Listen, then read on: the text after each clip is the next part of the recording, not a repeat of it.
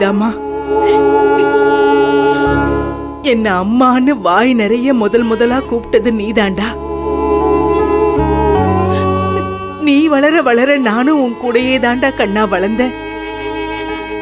ஆனா எனக்கே தெரியாம நான் அதிக அளவு பாசத்தை காமிச்சிருக்கேன், உன்னை நான் பேசவே விடாம பண்ணிருக்கேன்னு எனக்கு இப்பதாண்டா தெரிஞ்சது. அது புரியறதுக்கே எனக்கு இத்தனை வருஷம் ஆயிருக்கு. இந்த வீடு நீ இல்லாம கலை இல்லாம தான் இருக்கும். ஆனா முன்ன இருந்த கவலை அம்மா கிட்ட இல்லடா கண்ணு.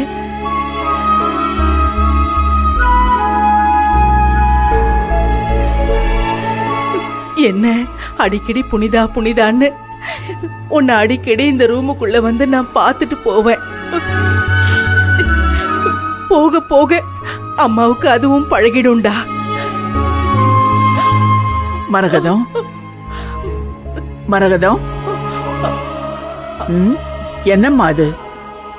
எனக்கு தெரியும் நீ புனிதா ரூமுக்கு வந்து இப்படி புலம்பிட்டே இருப்பேன்னு. எனக்கு நல்லாவே தெரியுமா. அம்மா நான் புலம்பிட்டு இல்லம்மா. அப்போ இவ்வளவு நேரம் புனிதா புனிதான்னு பேசிட்டு இருந்தது? அம்மா நான் மனசுல இருக்கிறத சொன்னேன், அது தப்பாம்மா? சரி தப்புன்னு நான் சொல்லல மரகதம். புனிதா புனிதான்னு இந்த ரூமுக்கு மூச்சுக்கு மூச்சு வந்துட்டு போவியே, இப்போ உன் பொண்ணு இல்லாம இங்க இருந்துருவியா? அம்மா நான் இல்லாம நீ இல்ல. ஏன் நம்ம வீட்ல அங்க உன்னை தவிர வேற யாருமே இல்ல.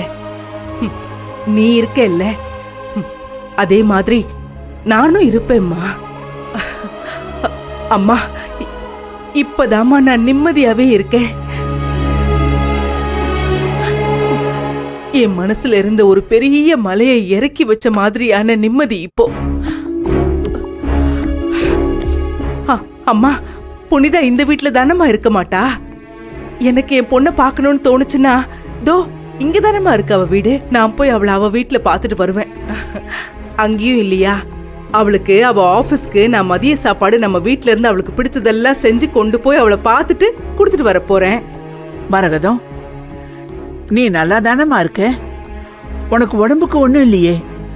அம்மா புனிதா கல்யாணத்துக்கு முன்னாடி அவர் என்கிட்ட நீ புனிதாவோட அம்மா இல்ல சித்தின்னு ஒரு வார்த்தை சொன்னாருமா. அதனாலதான் நீ அவளை அவ புருஷன் வீட்டுக்கு அனுப்பி வைக்காம அவளை ஆட்டி வைக்கிறேன்னு என் மேல பழி போட்டாரு. அது கேட்டு நான் சுக்கு நூறா மனசார உடைஞ்சு போயிட்டேன். அதனால்தான் அன்னைக்கே நான் மண்டபத்துல கபிலனுக்கு நம்ம புனிதாவை கல்யாணம் பண்ணி வச்சேன். அதுக்கப்புறமும் என் பிடிவாதத்தால அவங்க 2 பேரையும் நான் சேர விடாம நான் ஒரு மாதிரி இருந்துட்டேம்மா.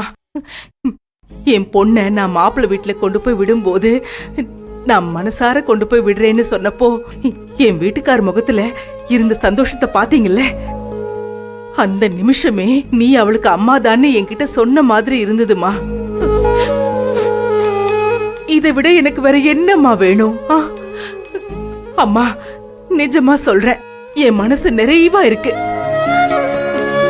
இப்படிதாம்மா நான் கடைசி வரைக்கும் இருப்பேன்.